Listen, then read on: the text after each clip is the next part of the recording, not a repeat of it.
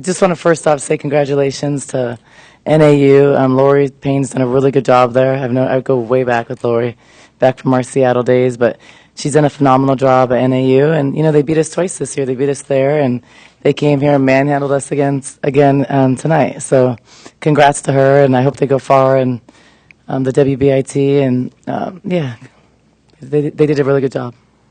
What was that last play that didn't come up? The play was it was going to be a quick shot for a double stagger for Breya, and we knew two things. For Isis actually, we knew Isis would be open for a right-handed layup, or if not, the guard at the top would be open. And I think Sky. It's hard in those moments to realize, but Sky was open, and she's a really good three-point shooter. But I think she felt like there wasn't time on the clock. But those are hard. Time, yeah. Those are hard situations to recognize. But my philosophy, and as a coach, it never comes down to the last play.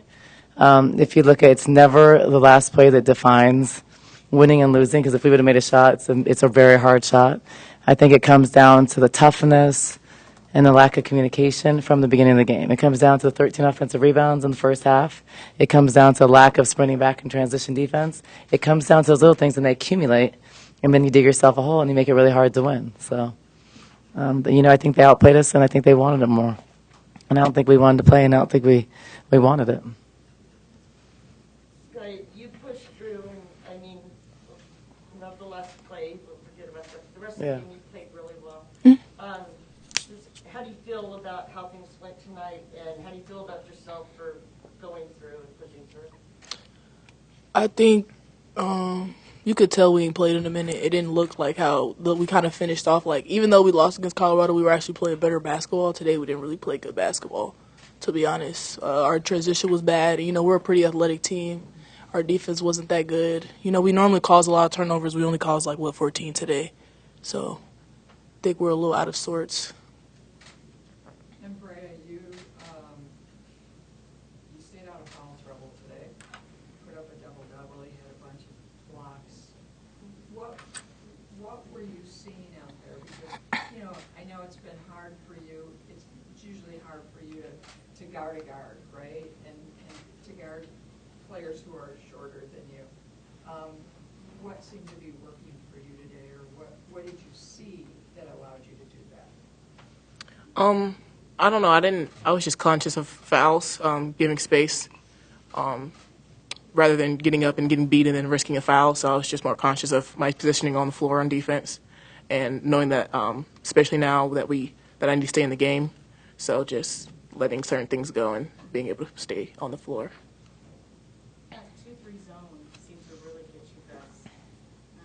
We were 5 for 24, 20.8%. You're not going to win again. And they played zone 38 minutes on makes and misses. Very hard to play a zone on a miss. You have to get the ball. If we got the ball as fast as they did, we'd get some transition baskets. So, but, they were 1 for 17. They were shooting 5%. Or no, less than that. I think 0.05, whatever, percent in the first half. And then they went on a run and scored 25 points in the quarter, which really hurt us. So. Felt like that 9-0 run there in the third quarter was what just broke. For sure. What happened there? Well, unfortunately, we don't have really subs to go to, so there's times in the games where we needed to make substitutions and change matchups, and we couldn't.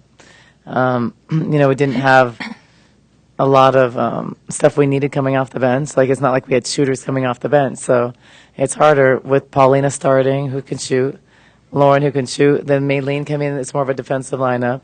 And, Isis is a more effective passer against the zone than John Katarina, so it was hard. But that's not an excuse. I think that despite all of those things, you can control your effort. You can control boxing out. You can control transition defense, because that's an effort thing. So those are effort things. Those are control. It doesn't take skill. It doesn't take height. It doesn't take athleticism. It takes want. And I think that there were a lot of times they wanted it more. They out-hustled us for 50-50 balls, and those things are unacceptable. And you're not going to win games like that. So there can be any scheme in the world. We can have more talent. We can have Michael Jordan on the team. If you don't play hard, you're still not going to win. Maybe with Michael Jordan you would win, or Brittany Griner, but I'll take that back. And he'd have to have 100 points. But you're just not going to if you don't want it more and you don't win those 50-50 balls. Those are want plays. And they were diving on the floor, and they got them. I haven't seen the film, but out of probably 8 50-50 balls, they probably got 7 of them. So, you got 1, you got 2? No, one of them. Okay, so we we got trying for it. okay, We so we was got really 2. trying. No, and it's not that we didn't play hard all the time, but in bunches, I think the things that like offensive rebounds, 13 offensive rebounds, they start 4 guards and an undersized post. So they start 4 guards and a 5 that's a 4. That's 6'2". We are bigger, a little bit more athletic. So you cannot give up. Those are things that you can do to win games. So, but going into this WBIT, I did not think we were going to win the WBIT. I felt very different going into the WNIT in 2019. We wanted to win it. We wanted to play. We did not want to play here. We were discouraged from not being in the NCAA tournament, and so we didn't. I'm not saying everybody didn't, but overall, as a collectively, we didn't want to win. We were indifferent, and that's how we played. So I'm not surprised at the result, to be honest. Same for you, Breya, or Skylar.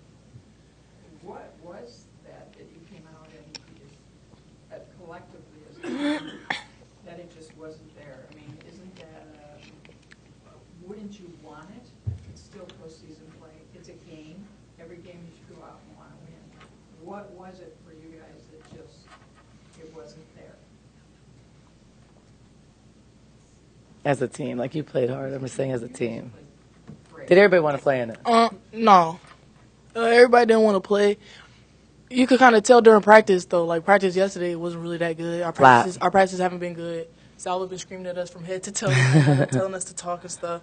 Like, you could just tell in the vibes like that. Yeah, they come to our house, but then again, like, they beat us by 20 there, and they play hard. Like, one thing, like, they play hard. I got to give it to them. Their big is good. Their guards know how to get her open. They know how to run the floor. Yeah, all that. And I would say not all of us came out with that same intensity. Even though because I'm just gonna be honest, I didn't really want to play. I told y'all that in the other press conference. I was in pain. I didn't really want to play, but I still was like, if I'm gonna play, I'm gonna go hard. I'm gonna at least try, and I feel like I did that. I feel like they did that too.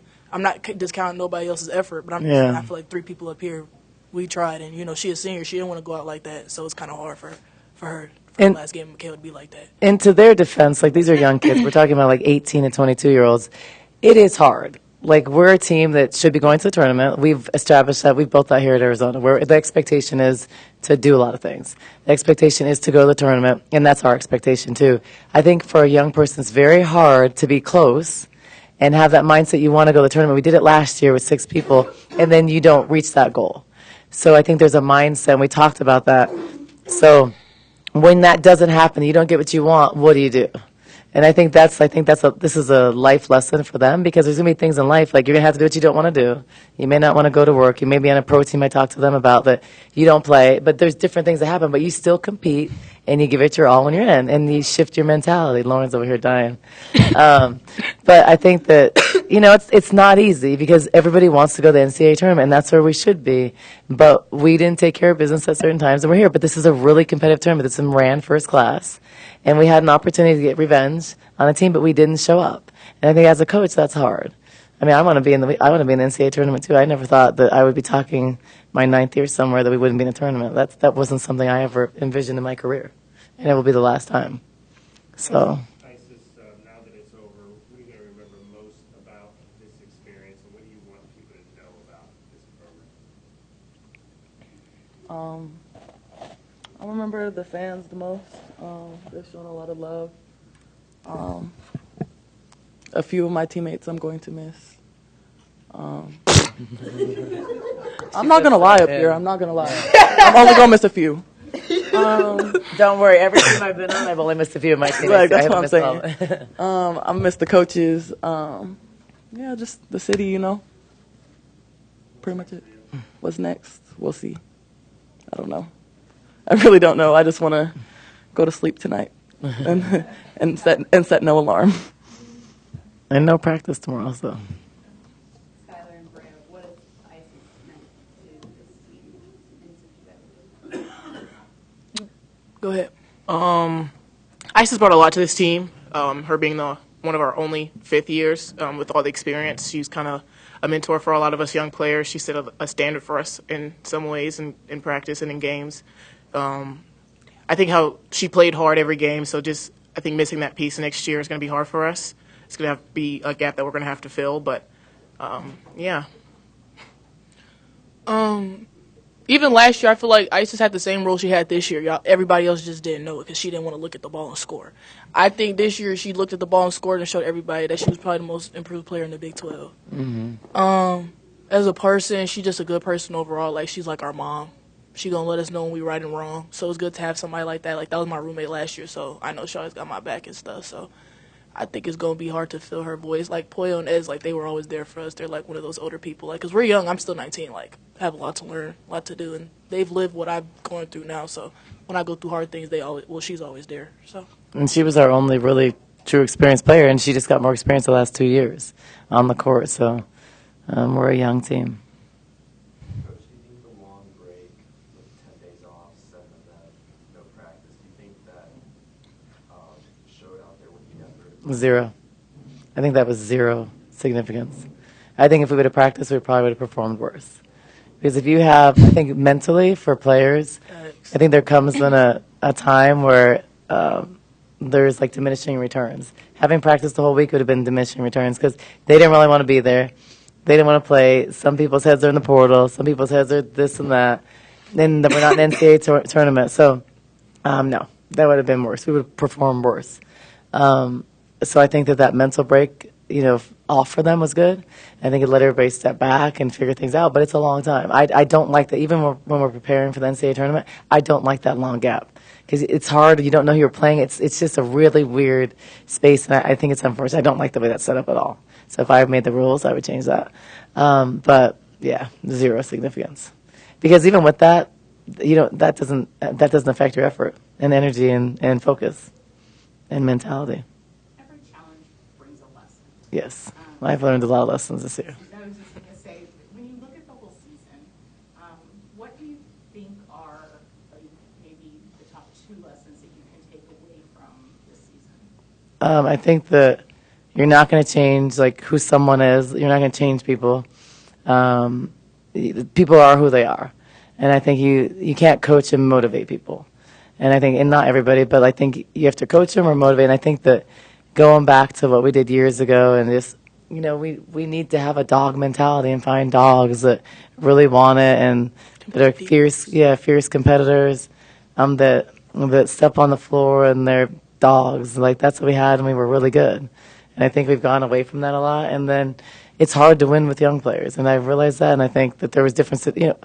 With the information you're given, you make decisions. So hindsight's always 20/20, but I make decisions off of information. I don't make any impulsive decisions. I think things out and weigh every option. That's how I am.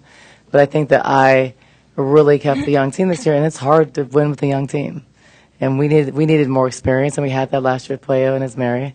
And we weren't great last year. We were good, though. But I think you need veteran leaders. You need veteran leaders that want to go play pro, that want to go get better, that want to do skill work, not that you have to extract those things. I mean, I've coached Kelsey Plum. I've played with some of the best players in the world. They were my teammates and stuff, and I know what that looks like. And it's hard to find with this generation, and you have to have that to be good. So we're going to find that and figure that out and add the right pieces to be successful. So when you look back at what basketball used to be in college, and now with the NIL and with the portal, those young teams that was important because you were coaching them and bringing them along for about 4 years. Yeah. Probably at your university. Yeah. Totally different world now. Completely different. And it'll shift the way I recruit, and it's going to shift the way I coach. And that's an experience thing. But this was uncharted territory. It was stuff you didn't know. And when I was making those decisions years ago, it was strategic, and it was to build a core of young players because we were getting so many fifth years. Then young players don't play, then they transfer. But they transfer anyways.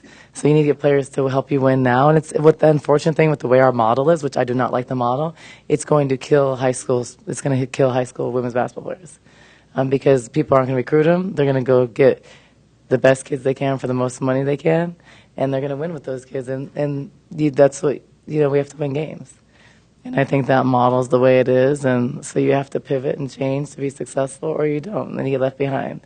And we needed more experience, and we needed some players that were preparing to go play pro and that love basketball this year. And that would have helped us. I mean, you guys would probably agree. Some experienced dogs that they're like living, they're trying to go play pro. Defender. And that's a mentality. And it's hard because for me, coming from the pros for 13 years and coaching the Kelsey Plums and a lot of different All-Americans, it's like they really want it. And they breathe it every day. And I think most of the kids, they say they love basketball because it sounds good, but they really don't. They don't want to do skill work. They don't want to be in a gym. They don't want to put their all into it. And it's a different mentality than like we had. And so that's the reality. So you have to get the players that you want to coach that are going to be a mirror of what you were. And I think, we're going to do that.